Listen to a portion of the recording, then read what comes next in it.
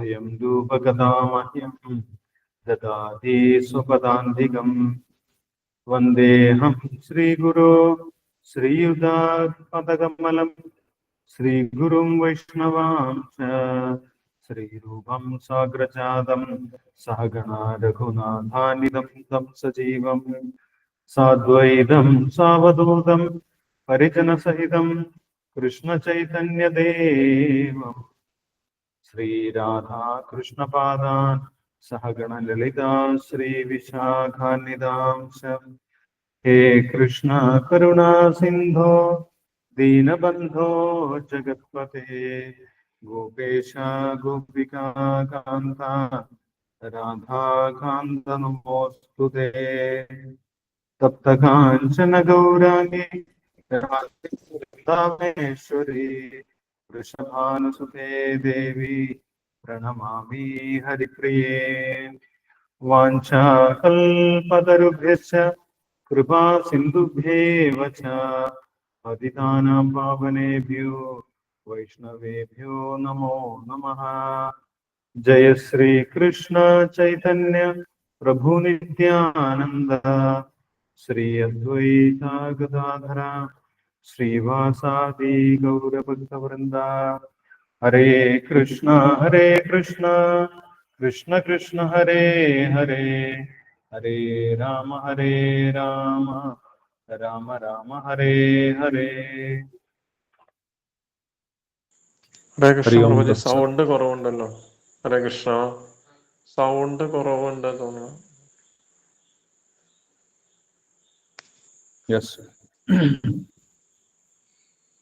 നമ്മളിപ്പോൾ വായിക്കുന്നത് 2-ാമത്തെ അധ്യായമാണ് ഭഗവത്ഗീത. യഥാരൂപം ഇസ്കോൺ സ്ഥാപകാചാര്യൻ കൃഷ്ണകൃപാമൂർത്തി എസ് സി ഭക്തിവേദാന്ത സ്വാമി ശ്രീല പ്രഭുപാദർ വിവർത്തനവും ഭാവാർത്ഥവും നൽകിയിട്ടുള്ള ഭഗവത്ഗീത യഥാരൂപത്തിലെ 2-ാമത്തെ അധ്യായം ഗീതാവിഷയ സംഗ്രഹം. ആദ്യത്തെ 5 ശ്ലോകങ്ങൾ നമ്മൾ കഴിഞ്ഞ ദിവസം കണ്ടിട്ടുണ്ടായിരുന്നു. ഈ അധ്യായത്തിന്റെ തുടക്കത്തിൽ തന്നെ ഭഗവാൻ വിഷമിച്ചുകൊണ്ടിരിക്കുന്ന, കരഞ്ഞുകൊണ്ടിരിക്കുന്ന അർജുനനോട് സംസാരിക്കുന്നതാണ്. ഒരു സുഹൃത്തിന്റെ ഭാവത്തിൽ സംസാരിക്കുന്നതാണ് നമ്മൾ കണ്ടിട്ടുള്ളത്. ഞാൻ നിരായുധനായി നിന്നുകൊള്ളാം, അവരെന്നെ ആയുധം കൊണ്ട് വധിച്ചോട്ടെ എന്നാണ് കഴിഞ്ഞ അധ്യായത്തിൽ അവസാനം അർജുനൻ പറഞ്ഞിട്ടുണ്ടായിരുന്നത്. കേൾക്കുന്നുണ്ടോ? സൗണ്ട് കുറവാണ്.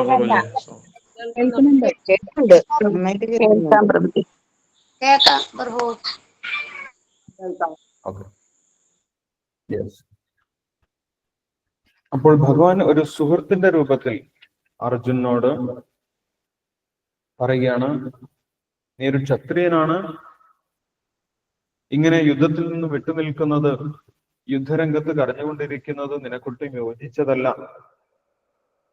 നീ ഇതിന്റെ മുന്നേ യുദ്ധം ചെയ്തിട്ടുള്ളതാണ്. എവിടുന്നാണ് നിനക്ക് ഇങ്ങനെ ഒരു വിഷമം, ഒരു ഹൃദയ ദൗർബല്യം എവിടുന്നാണ് വന്നിട്ടുള്ളത് എന്നെനിക്ക് മനസ്സിലാകുന്നില്ല.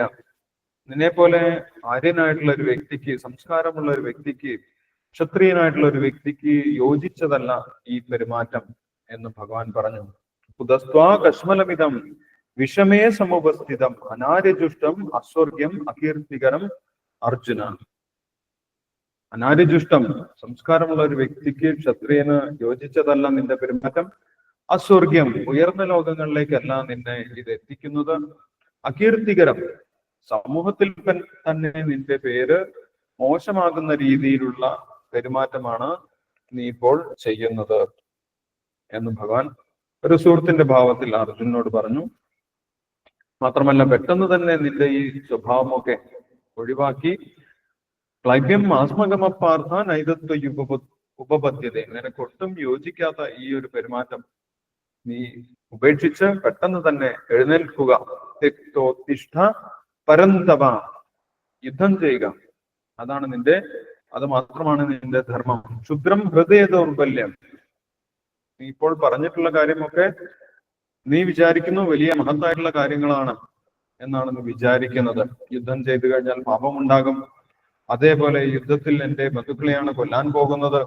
യുദ്ധം ജയിച്ചു കഴിഞ്ഞാലും എനിക്ക് സുഖമൊന്നും ഉണ്ടാവില്ല. യുദ്ധം ചെയ്തു കഴിഞ്ഞാൽ നമ്മുടെ കുലം മുഴുവൻ നശിച്ചു പോകും, വംശഹത്യ ഉണ്ടാകും, വർണ്ണസങ്കരം ഉണ്ടാകും എന്നൊക്കെ നീ പറഞ്ഞിട്ടുണ്ടായിരുന്നു. അതെല്ലാം വലിയ മഹത്തായിട്ടുള്ള കാര്യമായിട്ട് നീ വിചാരിക്കുന്നുണ്ടാകും. പക്ഷെ യഥാർത്ഥത്തിൽ അതെല്ലാം നിന്റെ വികാരങ്ങൾ മാത്രമാണ്. ക്ഷുദ്രം ഹൃദയ ദൗർബല്യം, വിവേകപൂർണമായിട്ടുള്ള സംസാരമല്ല നിന്നിൽ നിന്ന് ഉണ്ടായിട്ടുള്ളത്.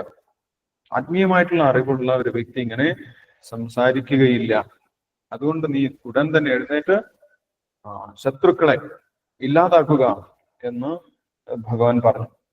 ഇത് കേട്ട സമയത്ത് വീണ്ടും അർജുൻ ചോദിക്കുകയാണ്, എങ്ങനെയാണ് ഞാൻ ഭീഷ്മരെയും ദ്രോണരെയും പോലെയുള്ള ഗുരുക്കന്മാരോട് യുദ്ധം ചെയ്യുന്നത്? അവരോട് എനിക്ക് വലിയ ബഹുമാനമാണുള്ളത്.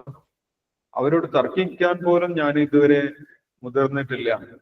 അങ്ങനെ ഞാൻ ബഹുമാനിക്കേണ്ട, ഞാൻ പൂജിക്കേണ്ട ഭീഷ്മരെയും ദ്രോണരെയും ഞാൻ എങ്ങനെയാണ് യുദ്ധത്തിൽ എതിരിടുന്നത്? എൻ്റെ അസ്ത്രങ്ങൾ കൊണ്ട് ഞാൻ എങ്ങനെയാണ് അവരെ എതിർക്കുന്നത്? അതെനിക്ക് ചിന്തിക്കാൻ പോലും സാധിക്കാത്ത കാര്യമാണ്. ഇങ്ങനെയുള്ള ബഹുമാന്യരായിട്ടുള്ള വ്യക്തികളെ വധിച്ചതിന് ശേഷം ലഭിക്കുന്ന രാജ്യം അതെനിക്ക് വേണ്ട എന്നാണ് അർജുനൻ പറയുന്നത്. ആ രാജ്യം അവരുടെ രക്തം പുരണ്ടതാണ്. കുഞ്ചീയ ഭോഗാൻ രുധിര പ്രതിസ്ഥാൻ. എന്റെ ഗുരുക്കന്മാരുടെ രക്തം പുരണ്ട രാജ്യം നേടുന്നതിനേക്കാൾ നല്ലതെന്താണ്? ഞാൻ ഇതെല്ലാം ഉപേക്ഷിച്ച് ഈ യുദ്ധക്കളം വിട്ടുപോയി ഭൈക്ഷ്യം ശ്രേയോ ഭോക്തും ഭൈക്ഷ്യമപീഹലോകെ, ഭിക്ഷയാചിക്കുന്നതാണ് എനിക്ക് നല്ലത് എന്നാണ് ഇപ്പോൾ എനിക്ക് തോന്നുന്നത് എന്ന് അർജുനൻ പറഞ്ഞു. അപ്പോൾ അർജുനന് രാജ്യത്തോടോ അല്ലെങ്കിൽ അധികാരത്തോടോ സമ്പത്തിനോടോ ഒന്നും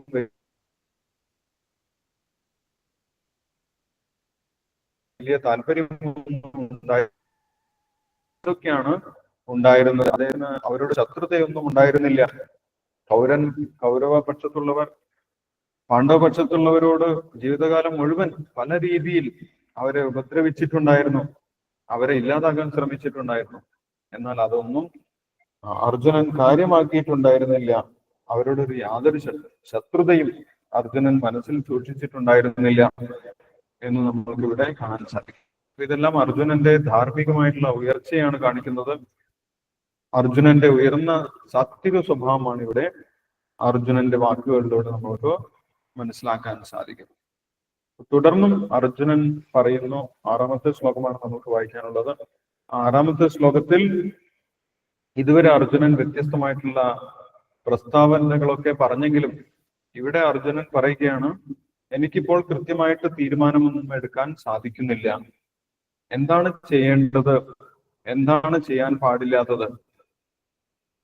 അവരോട് പൊരുതി യുദ്ധം ജയിക്കുന്നതാണോ നല്ലത്, അല്ലെങ്കിൽ യുദ്ധത്തിൽ നിന്ന് വിട്ടുനിൽക്കുന്നതാണോ നല്ലത്?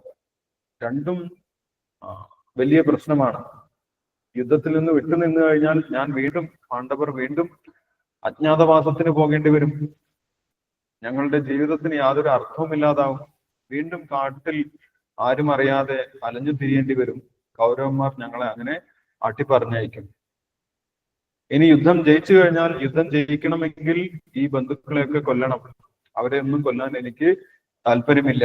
അവരെ കൊന്നതിന് ശേഷം ലഭിക്കുന്ന രാജ്യം കൊണ്ട് പ്രത്യേകിച്ച് പ്രയോജനവുമില്ല. അപ്പോൾ എന്താണ് ചെയ്യേണ്ടത് എന്ന് എനിക്ക് കൃത്യമായിട്ട് തീരുമാനമെടുക്കാൻ സാധിക്കുന്നില്ല എന്ന് അർജുനൻ തുറന്നു പറയുകയാണ്. അടുത്ത ശ്ലോകത്തിൽ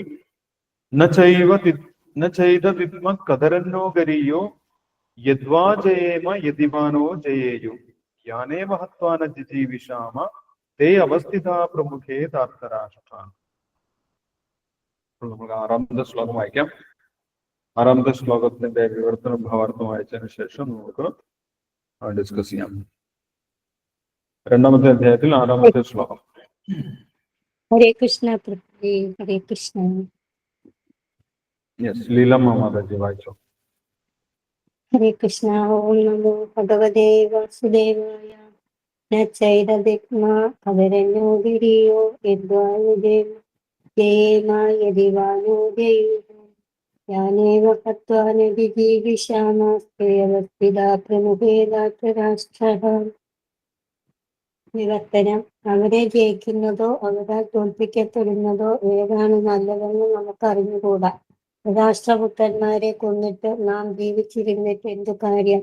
എങ്കിലും അവർ ഇപ്പോൾ ഈ യുദ്ധത്തിനായി നമ്മുടെ മുൻപാകെ നിൽക്കുന്നു. ഭാവാർത്ഥം. യുദ്ധം ചെയ്യുക ക്ഷത്രിയരുടെ കടമയാണെന്ന് അറിയാമെങ്കിലും അങ്ങനെ യുദ്ധത്തിനിറങ്ങി അനാവശ്യമായ ഹിംസ ചെയ്യണമോ, അതിൽ നിന്ന് പിന്മാറി ഭിക്ഷയാചിച്ച് ജീവിക്കണമോ എന്ന് തീരുമാനിക്കാൻ അർജുനന് കഴിയുന്നില്ല. ശത്രുക്കളെ ജയിക്കാതിരുന്നാൽ തന്റെ ജീവനോപായം ഭിക്ഷാടനം മാത്രമാകും. എന്നാൽ യുദ്ധത്തിൽ ജയിക്കുമെന്ന് ഉറപ്പുമില്ല. കാരണം വിജയസാധ്യത ഇരുവശത്തുമുണ്ടല്ലോ. ന്യായം തങ്ങളുടെ പക്ഷത്താകയാൽ വിജയികളായാൽ തന്നെ രാഷ്ട്രപുത്രന്മാരെല്ലാം പോരിൽ മരിച്ച ശേഷമുള്ള ജീവിതം ദുസ്സഹമായിത്തീരും. ഈ സാഹചര്യത്തിൽ അത് മറ്റൊരു തരത്തിലുള്ള പരാജയമാവും. അർജുനന്റെ ഇപ്രകാരമുള്ള നിഗമനങ്ങളിൽ നിന്ന് അദ്ദേഹം മഹാനായ ഒരു ഭഗവത് ഭക്തൻ മാത്രമല്ല, അത്യന്തം വിവേകശാലിയും സുനിയന്ത്രിതമായ മനസ്സും നിയന്ത്രണങ്ങളും ഉള്ളവനുമാണെന്നും വ്യക്തമാകുന്നുണ്ട്. രാജകുടുംബത്തിൽ പിറന്നവനാണെങ്കിലും താൻ ഭിക്ഷാടനത്താൽ ജീവിച്ചു കൊള്ളാമെന്ന നിലപാട് അദ്ദേഹത്തിന്റെ നിസ്സംഗതയെ വെളിപ്പെടുത്തുന്നു. തന്റെ ആത്മീയ ഗുരുവായ കൃഷ്ണന്റെ നിർദ്ദേശങ്ങളിലുള്ള ദൃഢവിശ്വാസവും സ്വതസിദ്ധമായ ഗുണവിശേഷങ്ങളും കൂടി ചേർന്നപ്പോൾ അദ്ദേഹത്തിന്റെ ധർമ്മിഷ്ഠതയ്ക്ക് മാറ്റുകൂട്ടുന്നു. അർജുനൻ മോക്ഷപ്രാപ്തിക്ക് സർവദാ യോഗ്യനാണെന്ന് ഇതിൽ നിന്നും വ്യക്തമാകുന്നു. ഇന്ദ്രിയ നിയന്ത്രണമില്ലാത്തവർക്ക് വിജ്ഞാന മേഖലയിലേക്ക് ഉയരാനാവില്ല. ജ്ഞാനവും ഭക്തിയുമില്ലാതെ ആർക്കും മുക്തി നേടാനും കഴിയില്ല. ഭൗതിക ബന്ധങ്ങളിലുള്ള മഹത്തായ ഗുണവിശേഷങ്ങളിലുപരി ഈ ഗുണങ്ങൾ കൊണ്ടും അർജുനൻ യോഗ്യനായിരുന്നു. ഹരേ കൃഷ്ണ. ഹരേ കൃഷ്ണ. ഹരേ കൃഷ്ണ. Thank you Leelamma Mataji. ഹരേ കൃഷ്ണ.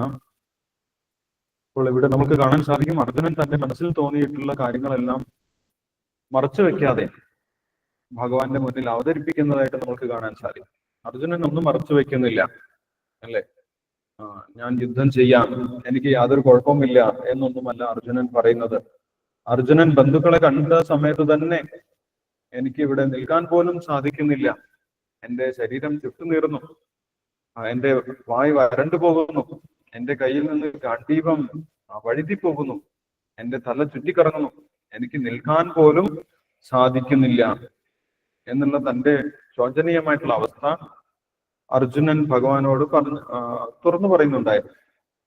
അപ്പോൾ തനിക്കുണ്ടാവുന്ന പ്രശ്നങ്ങളൊന്നും ഒരിക്കലും അർജുനൻ ഭഗവാന്റെ മുന്നിൽ മറച്ചു പിടിക്കുന്നില്ല. അർജുനൻ വളരെ ഓപ്പൺ ആണ് എന്നുള്ള കാര്യം നമ്മൾക്കിവിടെ മനസ്സിലാക്കാൻ സാധിക്കും. അതേപോലെ ഇവിടെ അർജുനൻ ഈ ഒരു ശ്ലോകത്തിൽ തനിക്ക് കൃത്യമായിട്ട് തീരുമാനമെടുക്കാൻ സാധിക്കുന്നില്ല എന്നുള്ള കാര്യവും ഭഗവാനോട് പറയുന്നുണ്ട്. ചെയ്തതിത്വ കദരനോ ഗരീയോ യദ്വാ ജയേമ യതിവാനോ ജയേയോ യാനേവ ഹത്വാ ന ജിജീവിഷാമ തേ അവസ്ഥിതാ പ്രമുഖേ ധാർത്തരാഷ്ട്ര. ഏതാണ് ഉയർന്നത്? ഗരിയോ, ഏതാണ് നല്ലത്? യുദ്ധം ചെയ്യുന്നതാണോ, അതുമല്ല യുദ്ധം ചെയ്യാതിരിക്കുന്നതാണോ? ഏതാണ് നല്ലത് എന്നെനിക്ക് വിത്മ എനിക്കത് മനസ്സിലാവുന്നില്ല എന്നാണ് അർജുനൻ പറയുന്നത്. യുദ്ധം ചെയ്യാതിരിക്കുന്നതാണോ നല്ലത്, അല്ലെങ്കിൽ യുദ്ധം ചെയ്ത് രാജ്യം നേടുന്നതാണോ നല്ലത്? ഏതാണ് നല്ലത് എന്നെനിക്ക് തീരുമാനമെടുക്കാൻ സാധിക്കുന്നില്ല. അങ്ങനെ തനിക്ക് തീരുമാനമെടുക്കാൻ സാധിക്കാത്ത കാര്യം അർജുനൻ ഭഗവാനോട് തുറന്നു പറയുകയാണ്. മിക്കവാറും നമ്മൾക്ക് തീരുമാനമെടുക്കാൻ സാധിക്കുന്നില്ലെങ്കിൽ പോലും മറ്റുള്ളവരോട് അത് തുറന്നു പറയാൻ വലിയ ബുദ്ധിമുട്ടാണ്. എനിക്കറിയാം, ഞാൻ ചെയ്തോളാം എന്നൊക്കെ ആയിരിക്കും നമ്മൾ വിചാരിക്കാം. പക്ഷെ ഇവിടെ അർജുനന്റെ മനസ്സ് വളരെ തുറന്നതാണ്. യാതൊരു കാപട്യവും ഇല്ലാതെ തന്റെ മനസ്സിലുള്ള കാര്യം അതേപടി അർജുനൻ ഭഗവാന്റെ മുന്നിൽ മനസ്സ് തുറക്കുന്നതായിട്ട് നമ്മൾക്ക് കാണാൻ സാധിക്കും. യാനേവ ഹത്വാന ജിജീവിഷാമ തേ അവസ്ഥിത പ്രമുഖേ ധാർത്തരാഷ്ട്ര. ഈ യുദ്ധത്തിൽ അവരെ കൊല്ലാൻ എനിക്ക് താല്പര്യമില്ല എന്നുള്ള കാര്യം അർജുനൻ ഇവിടെ പറയുന്നത്. ആരെയാണോ എനിക്ക് ഒരിക്കലും ഉപദ്രവിക്കാൻ താല്പര്യമില്ലാത്തത്, അവരാണ് എന്റെ മുന്നിൽ ഇപ്പോൾ യുദ്ധത്തിനായിട്ട് വന്നു നിൽക്കുന്നത്. യാനേവ ഹത്വാന ജിജീവിഷാമ, ആരെ വധിച്ചിട്ടാണോ ഞാൻ ജീവിച്ചിരിക്കാൻ താല്പര്യപ്പെടാത്തത്? യാനേവ ഹത്വാൻ അജിജീവിഷാമ, അവരെ വധിച്ചിട്ട് എനിക്ക് ജീവിക്കാൻ പോലും താല്പര്യമില്ല. പക്ഷെ അവരെന്ത് ചെയ്തിരിക്കുന്നു? ദേ അവസ്ഥിത, അവരിപ്പോൾ മുന്നിൽ, പ്രമുഖേ, അവർ നമ്മുടെ മുന്നിൽ യുദ്ധത്തിനായിട്ട് വന്നു നിൽക്കുകയാണ് ചെയ്യുന്നത്. ഇങ്ങനെയുള്ള ഒരു അവസ്ഥ വളരെ സങ്കീർണമായിട്ടുള്ള ഒരു അവസ്ഥയാണ്. തീരുമാനമെടുക്കാൻ സാധിക്കാത്ത ഒരു അവസ്ഥയാണ്. അപ്പൊ ഞാൻ ഒരിക്കലും ആഗ്രഹിക്കാത്ത ഒരു അവസ്ഥയിലാണ്, ജീവിത ചുറ്റുപാടിലാണ് ഞാനിപ്പോൾ എത്തിപ്പെട്ടിട്ടുള്ളത് എന്നുള്ള കാര്യം അർജുനൻ ഭഗവാനോട് തുറന്നു പറയുകയാണ്. മാത്രമല്ല, എനിക്കിപ്പോൾ കൃത്യമായിട്ടൊരു തീരുമാനമെടുക്കാൻ സാധിക്കുന്നുമില്ല എന്നുള്ള കാര്യം ഭഗവാനോട് അർജുനൻ പറയുന്നു. അപ്പോൾ രണ്ടും വിഷമകരമായിട്ടുള്ള തീരുമാനമാണ്. യുദ്ധം ചെയ്തിട്ടില്ലെങ്കിൽ എന്താണ് കുഴപ്പം എന്ന് ഭാവാർത്ഥത്തിൽ ശ്രീല പ്രഭുപാദർ വിശദീകരിക്കുന്നുണ്ട്. യുദ്ധം ചെയ്ത് കൗരവരെ തോൽപ്പിച്ചിട്ടില്ലെങ്കിൽ ഒരിക്കലും പാണ്ഡവരെ ജീവിക്കാൻ കൗരവർ സമ്മതിക്കുകയില്ല. അവർ വീണ്ടും വനത്തിലേക്ക് പോകേണ്ടി വരും. അവരെ വീണ്ടും അജ്ഞാതവാസത്തിനയക്കും. ആരും അറിയാതെ കാട്ടിലും വീട്ടിലുമൊക്കെ അലഞ്ഞു തിരിഞ്ഞ് അവരുടെ ജീവിതം തീർക്കേണ്ടി വരും. അതായിരിക്കും അവരുടെ അവസ്ഥ. യുദ്ധത്തിൽ നിന്ന് പിന്മാറിയാലുള്ള അവസ്ഥ അതാണ്. ഇനി യുദ്ധം ജയിച്ചാലോ? യുദ്ധം ജയിച്ചാൽ തന്റെ ബന്ധുക്കളെയൊക്കെ കൊന്നിട്ടായിരിക്കും താൻ യുദ്ധം ജയിക്കുന്നത്. അപ്പോൾ അങ്ങനെ നേടുന്ന രാജ്യം, അങ്ങനെ നേടുന്ന ഐശ്വര്യം കൊണ്ട് യാതൊരു പ്രയോജനമില്ലാതാകും. തന്റെ ബന്ധുക്കളെയൊക്കെ കൊന്നിട്ട് ഈ ഒരു ഐശ്വര്യം കിട്ടിയിട്ട് എന്താണ് കാര്യം എന്നാണ് അർജുനൻ വിചാരിക്കുന്നത്. രണ്ടും വലിയ ദുഃഖകരമായിട്ടുള്ള അവസ്ഥയാണ്. ഇത് വലിയൊരു സങ്കീർണമായിട്ടുള്ള പ്രശ്നമാണ്.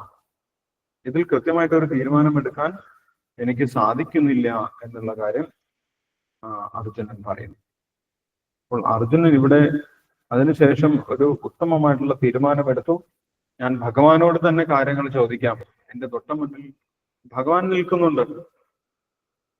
ഭഗവാൻ ഒരു സാധാരണ എന്റെ അടുത്ത് നിൽക്കുന്ന കൃഷ്ണൻ, എന്റെ തേരോടിക്കുന്ന ഈ കൃഷ്ണൻ ഒരു സാധാരണ വ്യക്തിയല്ല എന്ന് അർജുനന് നേരത്തെ തന്നെ അറിയാം. ഭഗവാൻ പറഞ്ഞിട്ടല്ല അർജുനൻ മനസ്സിലാക്കിയത് ഇത് പരമപുരുഷനാണ്, ഭഗവാനാണ് എന്നത് അർജുനന് നേരത്തെ തന്നെ അറിയാം. അത് അർജുനൻ ഭഗവത്ഗീതയിൽ പറയുന്നുണ്ട്.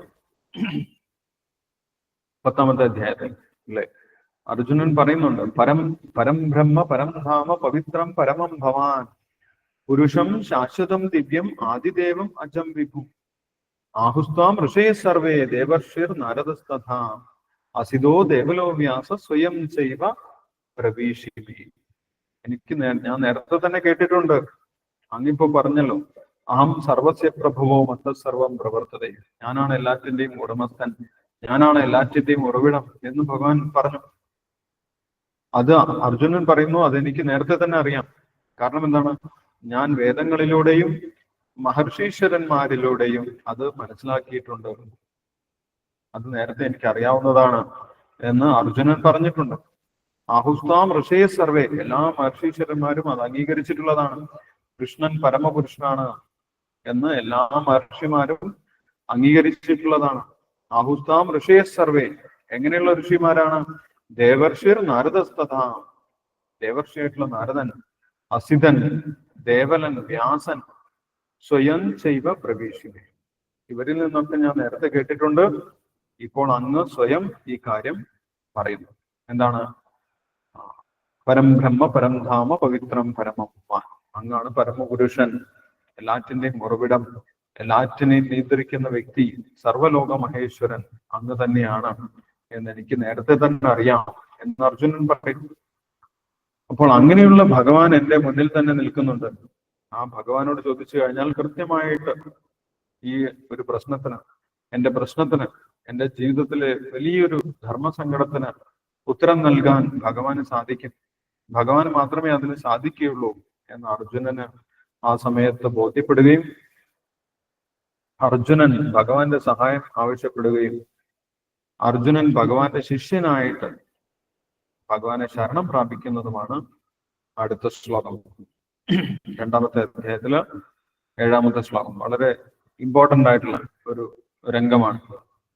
അർജുനൻ ഇതുവരെ സുഹൃത്തുക്കളെ പോലെ സംസാരിച്ചിരുന്ന അർജുനൻ ഭഗവാന്റെ ശിഷ്യത്വം സ്വീകരിക്കുന്നു.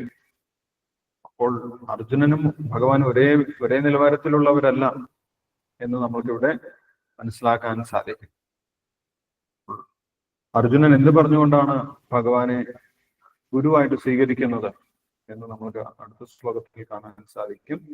കർപ്പണ്യദോഷോ പഹത സ്വഭാവഃ പൃച്ഛാമി ത്വാം ധർമ്മസമ്മൂഢചേതാഃ യത് ശ്രേയസ്യാ നിശ്ചിതം ബ്രൂഹി തന്മേ ശിഷ്യസ്തേഹം ശാധിമാ ത്വാം പ്രപന്നം. നമുക്ക് വിവർത്തന ഭാവാർത്ഥം വായിക്കാം. കുറച്ച് നീണ്ട വിവർത്തനമാണ്. വായിച്ചതിന് ശേഷം നമ്മൾക്ക് ഡിസ്കസ് ചെയ്യാം. ഞാൻ വായിക്കട്ടെ പ്രഭുജി? ഓക്കെ, സഞ്ജീവനി മാതാജി വായിച്ചു. ഹരേ കൃഷ്ണ. ഓം നമോ ഭഗവതേ വാസുദേവായ.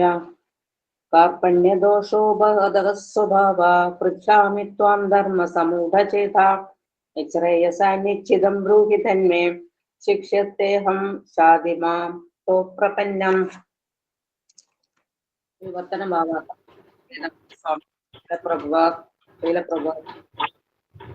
ദൗർബല്യം കൊണ്ട് ആത്മനിയന്ത്രണം നിർവഹണത്തിനെ പറ്റി ഒന്നും വ്യക്തമാകുന്നില്ല. ഈ അവസ്ഥയിൽ എനിക്ക് എന്താണ് യോജിച്ചതെന്ന് പറഞ്ഞു തരണം. ഞാനിപ്പോൾ അങ്ങേ സാധിച്ച ശിഷ്യനാണ്. ദയവായി ഉപദേശം തന്നാലും. ഭാവാർത്ഥം. പ്രകൃത്യാ തന്നെ ഭൗതിക കർമ്മങ്ങളെല്ലാം ആരെയും അമ്പരിപ്പിക്കുന്നതാണ്. ഓരോ അടിവയ്പ്പിലും ആശങ്കയ്ക്ക് അവസരമുണ്ട്. അതുകൊണ്ട് ജീവിത ലക്ഷ്യം നിറവേറ്റാൻ ഉതകുന്ന വഴി കാട്ടിത്തരാൻ കഴിവുള്ള വിശ്വാസനായ ഒരു ആധ്യാത്മിക ഗുരുവിനെ സമീപിക്കേണ്ടതാണ്. താൻ ആഗ്രഹിക്കാതെ തന്നെ വന്നുപെടുന്ന ജീവിത പ്രശ്നങ്ങളിൽ നിന്ന് മോചനം കിട്ടാൻ ഒരു ആത്മീയാചാര്യന്റെ സഹായം തേടണമെന്ന് എല്ലാ വൈദിക ഗ്രന്ഥങ്ങളും വിധിക്കുന്നുണ്ട്. ആരും കൊളുത്താതെ തന്നെ ആളിക്കത്തുന്ന കാട്ടുതീ പോലെയാണ് ജീവിത പ്രശ്നങ്ങൾ. ജീവിതത്തിൽ ആഗ്രഹിക്കാതെ തന്നെ വിഭ്രാന്തികൾ വന്നുപെടുന്നു. ലോകത്തിന്റെ സ്ഥിതി അങ്ങനെയാണ്. കാട്ടുതീ ആർക്കും ആവശ്യമില്ലെങ്കിലും അത് കത്തിപ്പടരുക തന്നെ ചെയ്യുന്നു. നമ്മൾ സംഭ്രാന്തരാകുന്നു. ജീവിതത്തിലെ സംഭ്രാന്തികളിൽ നിന്ന് മോചനം കൈവരിക്കാനും ശാസ്ത്രസമ്മതമായ പരിഹാരം നേടാനുമായി കൊണ്ട് ഒരാൾ പാരമ്പര്യമുള്ള ആത്മീയ ഗുരുവിനെ സമീപിക്കേണ്ടതാണെന്ന് വൈദിക ഗ്രന്ഥങ്ങൾ ഉപദേശിക്കുന്നു. വിശ്വാസനായ ആത്മീയ ഗുരുവിനെ ലഭിച്ച ഒരു വ്യക്തി എല്ലാം അറിയേണ്ടതാണ്. ഭൗതികമായ സംരംഭങ്ങളിൽ പെട്ടുടലാതെ ഒരു ആധ്യാത്മിക ഗുരുവിനെ സമീപിക്കണം. അതാണ് ഈ ശ്ലോകത്തിന്റെ സാരം. ആരാണ് ഭൗതികങ്ങളായ വിഷമ പ്രശ്നങ്ങളിൽ പെടുന്നത്? ജീവിതത്തിന്റെ സമസ്യകളെ പറ്റി അറിയാത്തവൻ. ബൃഹദ്ധാരണ ഉപനിഷത്തിൽ 3.8-10 സംഭ്രാന്തനായ മനുഷ്യനെ പറ്റി പറയുന്നു. യോ വാ ഏതദക്ഷരം ഗാർഗ്യ വിദിത്വാസ്മ ലോകാത് പ്രൈതിസ കൃപണ. ആത്മസാക്ഷാത്കാരത്തിന്റെ ശാസ്ത്രമറിയാതെ മനുഷ്യനെന്ന നിലയിൽ ജീവിത പ്രശ്നങ്ങളെ പരിഹരിക്കാതെ പട്ടികളെയും പൂച്ചകളെയും പോലെ ഈ ലോകം ത്യജിക്കുന്നവൻ കൃപണനാണ്. ജീവിത പ്രശ്നങ്ങൾ പരിഹരിക്കുവാൻ വേണ്ടി ഈ മനുഷ്യജന്മത്തെ ഉപയോഗപ്പെടുത്തുന്ന ഒരു ജീവാത്മാവിന് അത് ഒരു അമൂല്യ സ്വത്താണ്. അതുകൊണ്ട് ഈ അവസരം വേണ്ട വിധം ഉപയോഗിക്കാത്തവൻ കൃപണൻ തന്നെ. എന്നാൽ ബ്രാഹ്മണനാകട്ടെ ഈ ശരീരത്തെ ബുദ്ധിപൂർവ്വം ജീവിത പ്രശ്നങ്ങൾ പരിഹരിക്കുന്നതിന് ഉപയോഗിക്കുന്നു. യാ ഏതദക്ഷരം ഗാർഗി വിദിത്വാസ്മ ലോകാത് പ്രൈതിസ ബ്രാഹ്മണഃ. ഭൗതികമായ ജീവിത വീക്ഷണത്തോടെ സ്വന്തം കുടുംബം, സമൂഹം, രാജ്യം എന്നിവയിൽ ആവശ്യത്തിലധികം സ്നേഹം പുലർത്തിക്കൊണ്ട് സമയം പാഴാക്കുന്നവനാണ് കൃപണൻ. ഭാര്യ, മക്കൾ, മറ്റ് അംഗങ്ങൾ എന്നിവരടങ്ങുന്ന കുടുംബജീവിതം മിക്കവാറും എല്ലാവരും ഇഷ്ടപ്പെടുന്നു. ഇത് ഒരുതരം ത്വക്കുരോഗത്തെ അടിസ്ഥാനപ്പെടുത്തിയുള്ളതാണെന്ന് പറയാം. കുടുംബാംഗങ്ങളെ മരണത്തിൽ നിന്ന് രക്ഷിക്കാൻ തനിക്ക് കഴിയുമെന്ന്, അല്ലെങ്കിൽ കുടുംബാംഗങ്ങൾക്കോ സമൂഹത്തിനോ തന്നെ മൃത്യുവിൽ നിന്ന് രക്ഷിക്കാൻ കഴിയുമെന്ന് കൃപണൻ വിചാരിക്കുന്നു. അത്തരം കുടുംബ സ്നേഹം സ്വന്തം കുട്ടികളെ പോറ്റുന്ന കാണതരം മൃഗങ്ങളിൽ പോലും കാണാം. കുടുംബാംഗങ്ങളോടുള്ള സ്നേഹവും അവരെ മരണത്തിൽ നിന്ന് രക്ഷിക്കണമെന്ന ആഗ്രഹവുമാണ് തന്റെ സംഭ്രാന്തിക്ക് കാരണമെന്ന് ബുദ്ധിമാനായ അർജുനൻ അറിയാം. തന്റെ കർത്തവ്യമായ യുദ്ധം മൂലം ആ കടമ നിറവേറ്റാൻ കർത്തവ്യമായ യുദ്ധം കാത്തു നിൽക്കുകയാണെന്ന് അറിഞ്ഞിട്ടും ഈ സങ്കുചിതമായ ദൗർബല്യം മൂലം ആ കടമ നിറവേറ്റാൻ കഴിയുന്നില്ല. ഈ ഘട്ടത്തിൽ സർവോത്തമനായ ആത്മീയ ഗുരുവായ ശ്രീകൃഷ്ണനോട് അസിഗ്നതമായി പ്രശ്നം പരിഹാരമുണ്ടാക്കാൻ ആവശ്യപ്പെടുകയാണ് അദ്ദേഹം. സൗഹൃദ സംഭാഷണങ്ങൾ നിർത്തി അർജുനൻ ശിഷ്യൻ എന്ന നിലയിൽ കൃഷ്ണന് സ്വയം സമർപ്പിക്കുന്നു. ഗുരുവും ശിഷ്യനുമായുള്ള സംഭാഷണം ഗൗരവമുറ്റതാണ്. ഇനി പ്രാമാണികനായ ആധ്യാത്മിക ഗുരുവുമായി അത്തരം സംഭാഷണത്തിൽ ഏർപ്പെടാൻ അർജുനൻ ആഗ്രഹിക്കുന്നു. അങ്ങനെ ഭഗവത്ഗീത ശാസ്ത്രത്തിന്റെ ആദിമ ഗുരു കൃഷ്ണനും ഗീതാ പഠനം നടത്തുന്ന ആദ്യത്തെ ശിഷ്യൻ അർജുനനുമായി. അർജുനൻ എങ്ങനെ ഗീതാസാരം ഉൾക്കൊണ്ടു എന്നത് ഭഗവത്ഗീതയിൽ തന്നെ വിവരിച്ചിട്ടുണ്ട്. കൃഷ്ണനിലെ അജനെയാണ് കൃഷ്ണൻ എന്ന വ്യക്തിയെയല്ല ശരണം പ്രാപിക്കേണ്ടതെന്ന് മൂഢരായ ഭൗതിക പണ്ഡിതന്മാർ വ്യാഖ്യാനിക്കുന്നു. കൃഷ്ണനിൽ അന്തർഗതൻ, ബഹിർഗതൻ എന്നിങ്ങനെ വ്യത്യാസമില്ല. ഈ സത്യം ഗ്രഹിക്കാതെ ഭഗവത്ഗീത പഠിക്കാൻ ശ്രമിക്കുന്നവൻ പമ്പര വിഡ്ഢിയാണ്. ഹരേ കൃഷ്ണ. ഹരേ കൃഷ്ണ പ്രഭു. ഹരേ കൃഷ്ണ. Thank you Sanjeevani Mataji. ഹരേ കൃഷ്ണ. അപ്പോൾ അർജുനൻ ഇവിടെ വളരെ ബുദ്ധിപരമായിട്ടുള്ള ഒരു തീരുമാനമെടുത്തു എന്ന് നമ്മൾക്ക് കാണാൻ സാധിക്കും. അർജുനന് മനസ്സിലായി സ്വന്തം ഊഹാപോഹങ്ങൾ കൊണ്ട് അല്ലെങ്കിൽ സ്വന്തം പ്രസ്താവനകൾ കൊണ്ട് ഒന്നും തന്റെ പ്രശ്നങ്ങൾ പരിഹരിക്കാൻ സാധിക്കുകയില്ല. ഞാൻ ഒരുപാട് കാര്യങ്ങളൊക്കെ പറഞ്ഞു, ഒരുപാട് പ്രസ്താവനകളൊക്കെ നടത്തി യുദ്ധം ചെയ്യുന്നതിനെ കുറിച്ച്, യുദ്ധത്തിൽ നിന്ന് വിട്ടുനിൽക്കേണ്ടതിന്റെ ആവശ്യകതയെ കുറിച്ചൊക്കെ ഞാൻ പറഞ്ഞു. പക്ഷേ രണ്ടും പ്രശ്നം തന്നെയാണ്. യുദ്ധം ചെയ്താലും പ്രശ്നമാണ്, യുദ്ധം ചെയ്തിട്ടില്ലെങ്കിലും പ്രശ്നം തന്നെയാണ്. അപ്പോൾ എന്താണ് എന്ന് കൃത്യമായിട്ട് എനിക്ക് മനസ്സിലാക്കാൻ സാധിക്കുന്നില്ല എന്ന് അർജുനന് സ്വയം ബോധ്യപ്പെട്ടു. ഇതാണ് ഏറ്റവും വലിയ കാര്യം. എന്റെ പ്രശ്നങ്ങൾ പരിഹരിക്കുന്നതിന് എനിക്ക് മാത്രം സാധിക്കുകയില്ല, എന്റെ ഊഹങ്ങൾ കൊണ്ട്, എന്റെ ബുദ്ധി കൊണ്ട് മാത്രം സാധിക്കുകയില്ല എന്ന് അർജുനൻ സ്വയം അംഗീകരിച്ചു. അതുകൊണ്ടാണ് അർജുനൻ ഭഗവാനെ ഗുരുവായിട്ട് സ്വീകരിക്കുന്നത്. അപ്പോൾ സ്വന്തം പരിമിതി മനസ്സിലാക്കിയിട്ടുള്ള ഒരു വ്യക്തിക്ക് മാത്രമേ മറ്റൊരു വ്യക്തിയെ ഗുരുവായിട്ട് അംഗീകരിക്കാൻ സാധിക്കുള്ളൂ. അതുവരെ ആ വ്യക്തി എന്താണ് വിചാരിക്കുന്നത്? ഞാൻ തന്നെ ചെയ്യാം, ഞാൻ തന്നെ എന്റെ പ്രശ്നങ്ങളെല്ലാം പരിഹരിക്കാം എന്നാണ് അവർ വിചാരിക്കുന്നത്. പക്ഷെ ഇവിടെ അർജുനൻ ബുദ്ധിപൂർവം ഭഗവാനെ ഗുരുവായിട്ട് സ്വീകരിക്കുന്നതായിട്ട് നമ്മൾക്ക് കാണാൻ സാധിക്കും. അർപ്പണ്യദോഷോ ബഹദ സ്വഭാവ പൃച്ഛാമിത്വാം ധർമ്മസമ്മൂഢചേതാഃ യത് ശ്രേയസ്യാ നിശ്ചിതം ബ്രൂഹിതന്മേ ശിഷ്യസ്തേഹം ഷാധിമാം ത്വാം പ്രപന്നം.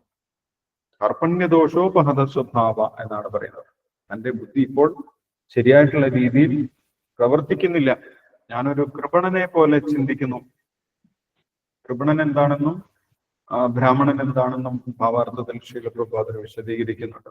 ആ കാർപ്പണ്യദോഷം, കൃപണത എന്ന് പറഞ്ഞു കഴിഞ്ഞാൽ പിശുക്കാണ്. യഥാർത്ഥത്തിൽ പിശുക്കിനെയാണ് കൃപണത എന്ന് പറയുന്നത്. അപ്പോൾ യഥാർത്ഥത്തിൽ ഒരു മനുഷ്യന്റെ ബുദ്ധി എന്തിനു വേണ്ടിയിട്ടാണ്? ജീവിതത്തിന്റെ പ്രശ്നം പരിഹരിക്കുന്നതിന് വേണ്ടിയിട്ടാണ് ഒരു വ്യക്തിയുടെ ബുദ്ധി ഉപയോഗിക്കേണ്ടത്. എന്താണ് ജീവിതത്തിന്റെ പ്രശ്നം? ജന്മ മൃത്യു ജരാവ്യാധിയാണ് ജീവിതത്തിന്റെ പ്രശ്നം. ജനനം, വീണ്ടും വീണ്ടും ജനിക്കുന്നു. പല ശരീരങ്ങളിൽ, പല ഗർഭപാത്രങ്ങളിൽ പോയിട്ട് ജനിക്കുന്നു, അല്ലെ? പട്ടിയായിട്ടും പൂച്ചയായിട്ടും പന്നിയായിട്ടും കടുവയായിട്ടും പല പല ശരീരങ്ങളിൽ പോയിട്ട് ജനിക്കുന്നു. ഇത് വലിയൊരു പ്രശ്നമാണ്.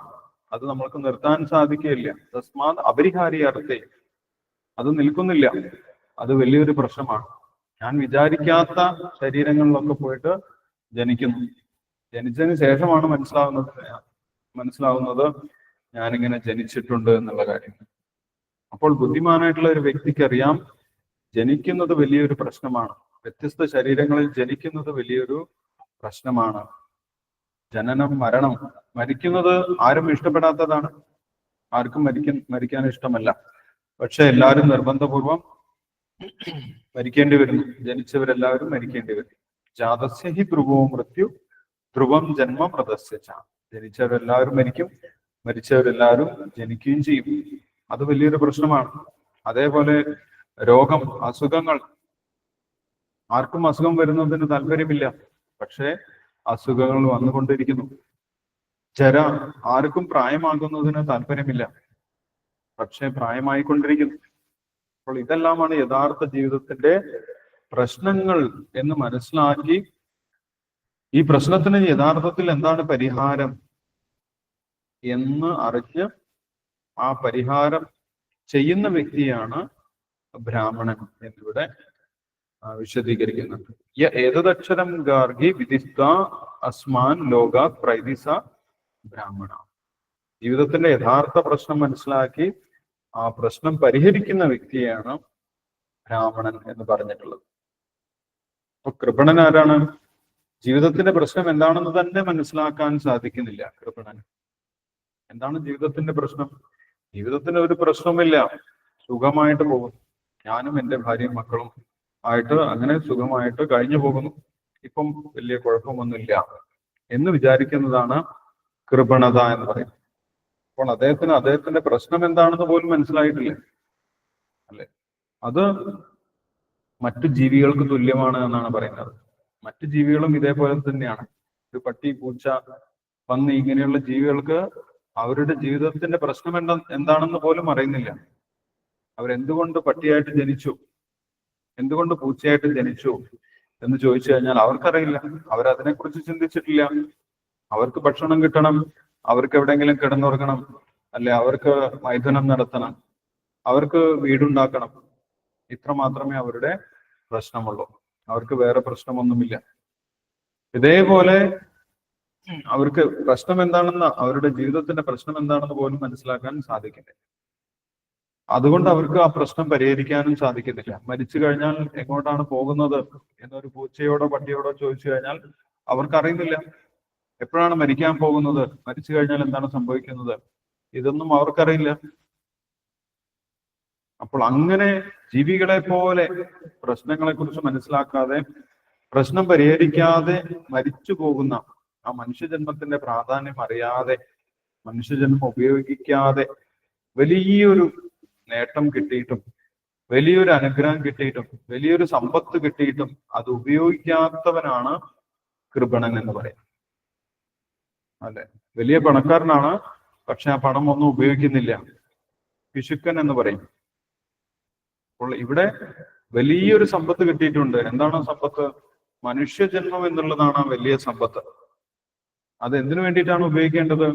ഈ ഭൗതിക ലോകത്തിന്റെ ഉരാക്കുടുക്കിൽ നിന്നും രക്ഷപ്പെട്ട് ഭഗവാന്റെ അടുത്തേക്ക് തിരിച്ചു പോകാൻ വേണ്ടിയിട്ടുള്ള വലിയൊരു അവസരമാണ്, വലിയൊരു സമ്പത്താണ്.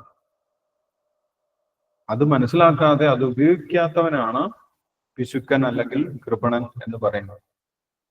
അപ്പോൾ മനുഷ്യജന്മം ശരിയായിട്ടുള്ള രീതിയിൽ ഉപയോഗിച്ച് ജീവിതത്തിന്റെ പ്രശ്നങ്ങളെ എന്നേക്കുമായി പരിഹരിച്ച് ഭഗവാന്റെ അടുത്തേക്ക് തിരിച്ചു പോകുന്ന വ്യക്തിയാണ് ബ്രാഹ്മണൻ എന്ന് പറയുന്നത്. അതിന് ഉപയോഗിക്കാത്ത വ്യക്തിയാണ് കൃപണൻ എന്ന് പറയുന്നത്. അപ്പോൾ അർജുനൻ പറയുന്നു, ഞാനിപ്പോൾ കൃപണനെ പോലെ ആയി. എനിക്ക് എന്താണ് ജീവിതത്തിന്റെ പരിഹാരം, പ്രശ്നത്തിന്റെ പരിഹാരം എന്ന് മനസ്സിലാക്കാൻ സാധിക്കുന്നില്ല. കർപ്പണ്യദോഷോ പഹത സ്വഭാവ പൃച്ഛാമി ത്വാം ധർമ്മസമ്മോട് ചെയ്താണ്. അതുകൊണ്ട് ഞാൻ എന്ത് ചെയ്യുന്നു? ഞാൻ അങ്ങയോട് ചോദിക്കുകയാണ്. എൻ്റെ ബുദ്ധി, എൻ്റെ ചേതസ്സിന് എന്ത് സംഭവിച്ചു? ധർമ്മസമ്മൂഢ. യഥാർത്ഥ ധർമ്മം എന്താണ്, യഥാർത്ഥത്തിൽ ചെയ്യേണ്ടത് എന്താണ്, ചെയ്യാൻ പാടില്ലാത്തത് എന്താണ് എന്ന് മനസ്സിലാക്കാൻ സാധിക്കുന്നില്ല. എൻ്റെ ബുദ്ധിക്ക് എന്തോ കുഴപ്പം സംഭവിച്ചു. അപ്പോൾ ഞാൻ അങ്ങയോട് ചോദിക്കുകയാണ്, പൃച്ഛാമി ത്വാം. ഇത് വളരെ പ്രാധാന്യമുള്ളതാണ്. അപ്പോൾ ഭഗവാന് കൃത്യമായിട്ട് എന്നെ നയിക്കാൻ സാധിക്കും. ഭഗവാന്റെ ബുദ്ധിക്ക് ഒരിക്കലും കോട്ടം സംഭവിക്കുകയില്ല എന്ന് അർജുനന് വ്യക്തമായിട്ട് അറിയാം. ഭഗവാൻ ഒരിക്കലും സംശയമില്ല, ഭഗവാന്റെ ബുദ്ധിക്ക് ഒരിക്കലും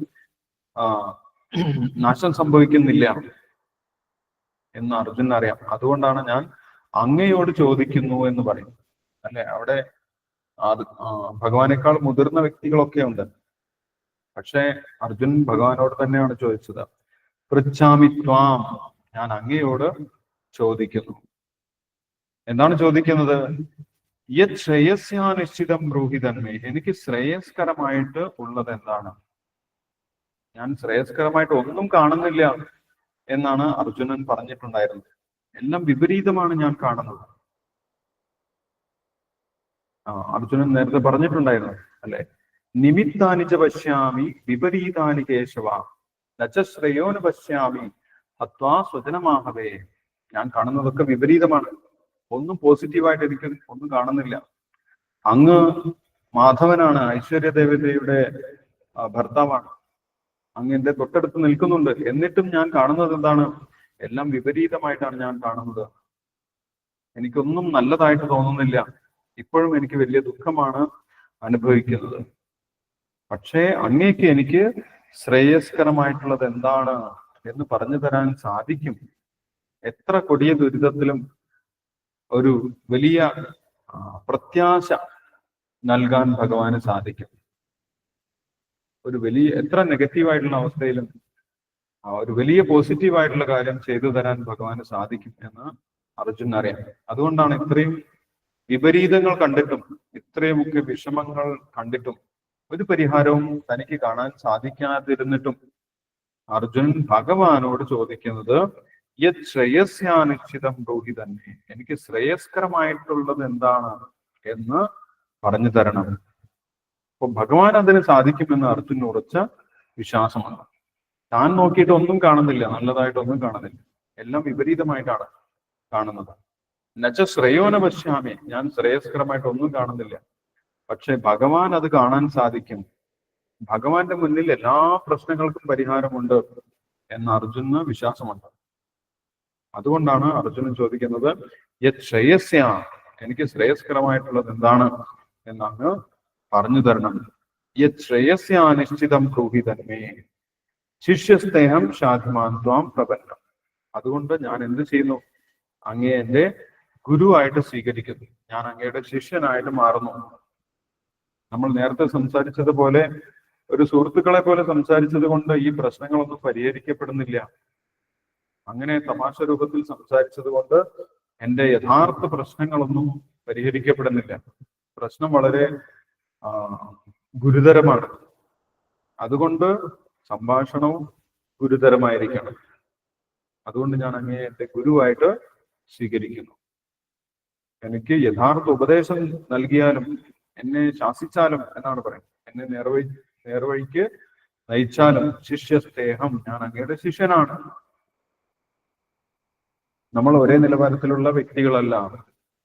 ഞാൻ അങ്ങയുടെ ശിഷ്യനാണ്. ശിഷ്യസ്തേഹം ശാധിമാം, എന്നെ ശാസിച്ചാൽ ത്വാം പ്രപന്നം, ഞാൻ അങ്ങയെ പൂർണ്ണമായിട്ടും ശരണം പ്രാപിച്ചിരിക്കുന്നു.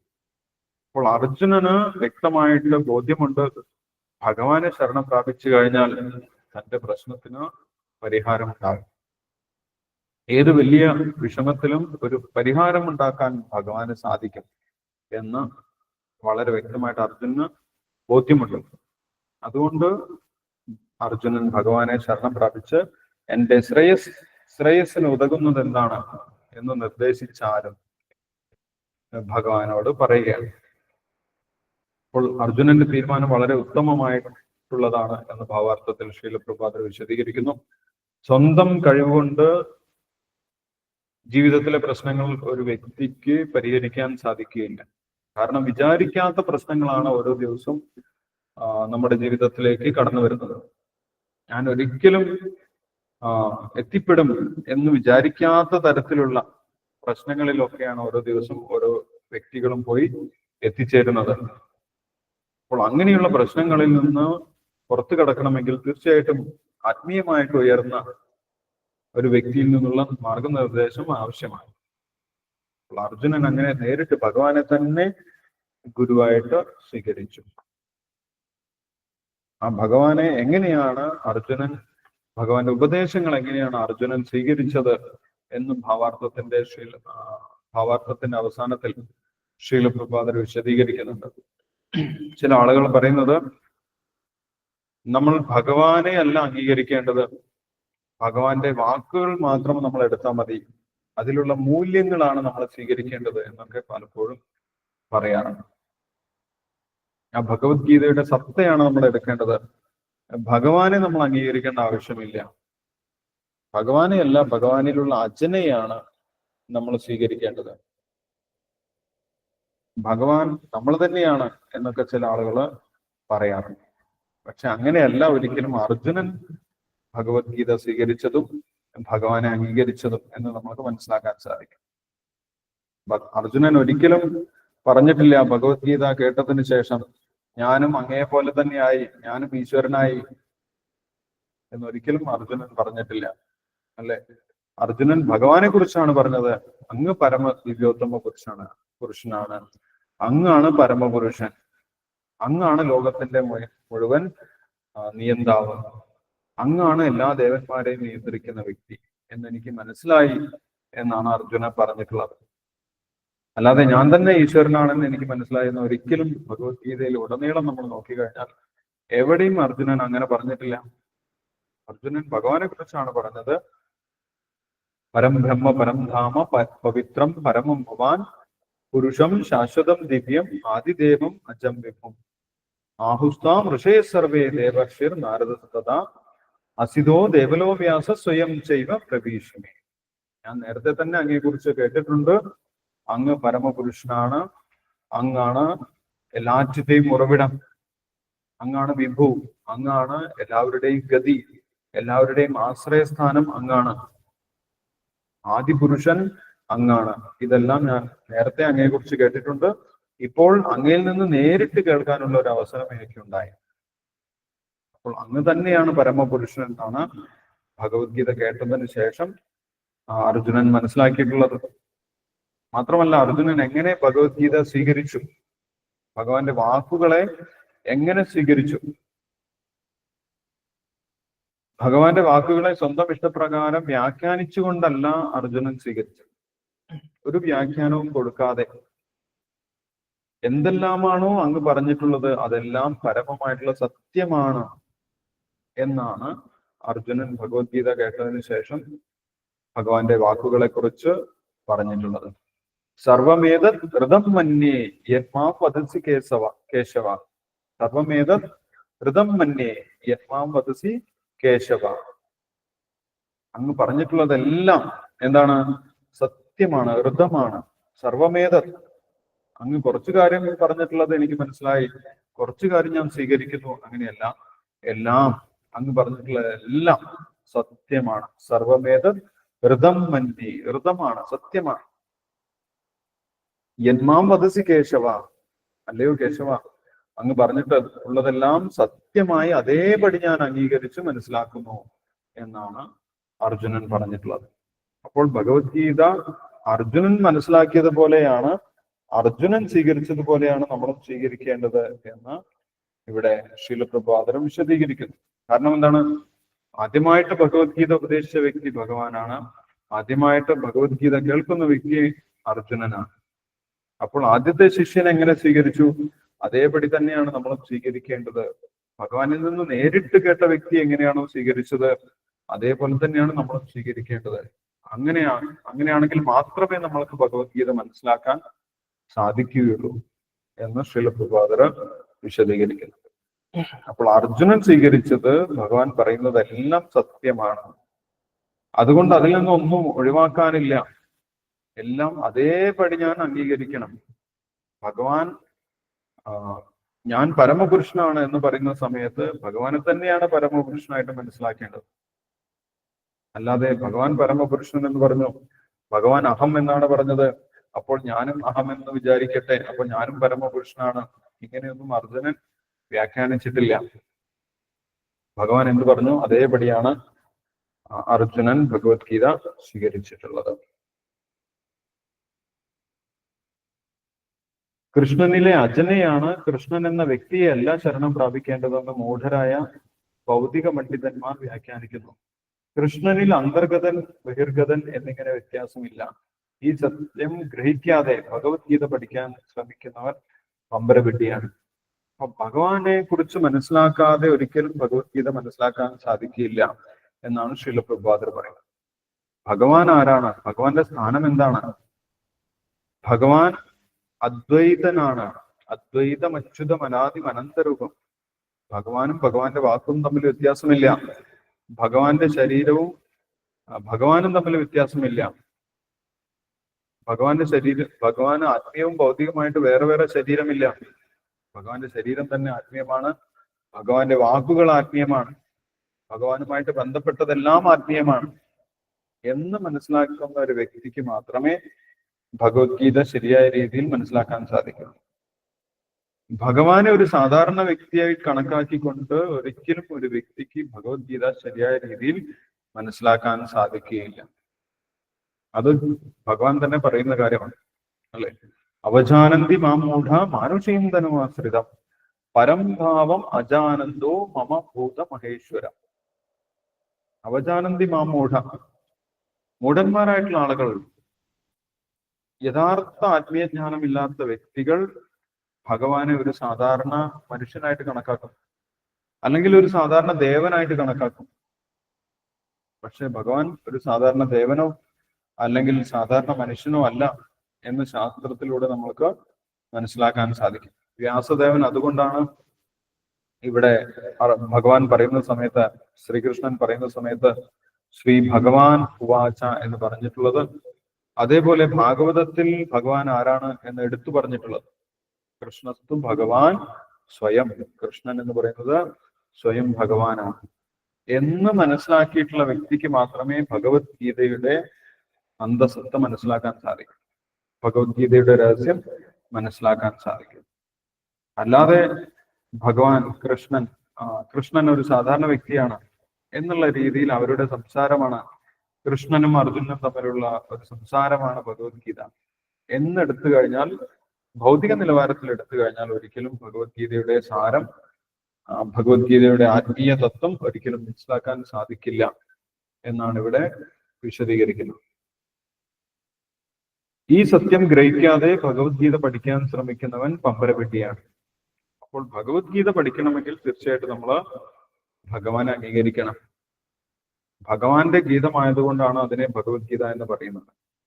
അങ്ങനെയാണെങ്കിൽ മാത്രമേ നമ്മൾക്ക് ഭഗവത്ഗീതയുടെ രഹസ്യം മനസ്സിലാക്കാൻ സാധിക്കൂ. ഇത് ഭഗവാൻ പറയുന്നുണ്ട്, എന്തുകൊണ്ട് അർജുനന് ഭഗവത്ഗീത ഉപദേശിച്ചു. ഭക്തോസിമേ സഖാചേതി രഹസ്യം ഭേദതുത്തമം. ഈ രഹസ്യം, ഏറ്റവും ഉത്തമമായിട്ടുള്ള രഹസ്യം പറഞ്ഞു കൊടുക്കുന്നത് എന്തുകൊണ്ടാണ്? എന്റെ ഭക്തനായതുകൊണ്ടാണ്. അപ്പോൾ ഭക്തന്മാർക്ക് മാത്രം മനസ്സിലാകുന്ന രഹസ്യമാണ് ഭഗവത്ഗീത. ഭഗവാന്റെ ഭക്തന്മാരല്ലാത്തവർക്ക് ഒരിക്കലും ഭഗവത്ഗീത അംഗീകരിക്കാൻ സാധിക്കുകയില്ല. ഭഗവത്ഗീതയുടെ സൗന്ദര്യം, ഭഗവത്ഗീതയിൽ നിന്നുണ്ടാകുന്ന ഉപദേശത്തിന്റെ പ്രയോജനം അവർക്ക് ലഭിക്കുമില്ല. അപ്പോൾ അങ്ങനെ തന്നെ വേണം നമ്മൾ ഭഗവത്ഗീത മനസ്സിലാക്കാൻ. ഭഗവാന്റെ ഭക്തന്മാരായിട്ട് വേണം നമ്മൾ ഭഗവത്ഗീതയെ സമീപിക്കാൻ എന്നിവിടെ വിശദീകരിക്കുന്നുണ്ട്. ഓക്കെ, അപ്പോൾ അടുത്ത ശ്ലോകം മുതൽ അടുത്ത 2 ശ്ലോകം കൂടി. അടുത്ത ശ്ലോകത്തിൽ അർജുനൻ തുടർന്ന് പറയുന്നുണ്ട്, അങ്ങേക്ക് മാത്രമേ എന്റെ ഗുരുവാകാൻ സാധിക്കുള്ളൂ, അങ്ങയുടെ ഉപദേശത്തിന് മാത്രമേ എന്നെ രക്ഷിക്കാൻ സാധിക്കുകയുള്ളൂ എന്ന് പറഞ്ഞ് പൂർണ്ണമായിട്ടും ഭഗവാനെ അംഗീകരിക്കുന്നുണ്ട്. അതിനുശേഷം സഞ്ജയൻ പറയുന്നതാണ്, ഇങ്ങനെ ശിഷ്യനായി നിൽക്കുന്ന അർജുനനോട് ഭഗവാൻ സംസാരിക്കാൻ തുടങ്ങി എന്ന് പറഞ്ഞിട്ട് ഭഗവാന്റെ ഉപദേശം 11ാമത്തെ ശ്ലോകത്തിലാണ് ആരംഭിക്കുന്നത്. അശോച്യാൻ അന്നുശോചസ്തം പ്രജ്ഞാവാദാംശ ഭാഷസേ ഗദാസൂൻ അഗദാസൂൻശ നാനുശോചന്തി പണ്ഡിതാ എന്ന് പറഞ്ഞ ഒറ്റയടിക്ക് അർജുനൻ പറഞ്ഞിട്ടുള്ള എല്ലാ വാദങ്ങളെയും ഭഗവാൻ ഇല്ലാതാക്കുന്നുണ്ട്. അത് നമുക്ക് അടുത്ത ദിവസങ്ങളിൽ നോക്കാം. ഇപ്പൊ നമ്മൾക്ക് ഇതുവരെ വായിച്ചതിൽ എന്തെങ്കിലും സംശയമുണ്ടെങ്കിൽ ഈ 3 ശ്ലോകങ്ങളിൽ എന്തെങ്കിലും സംശയങ്ങളുണ്ടെങ്കിൽ ഡിസ്കസ് ചെയ്യാം. അതിനുശേഷം നമ്മൾക്ക് ശ്ലോകം വായിക്കാം.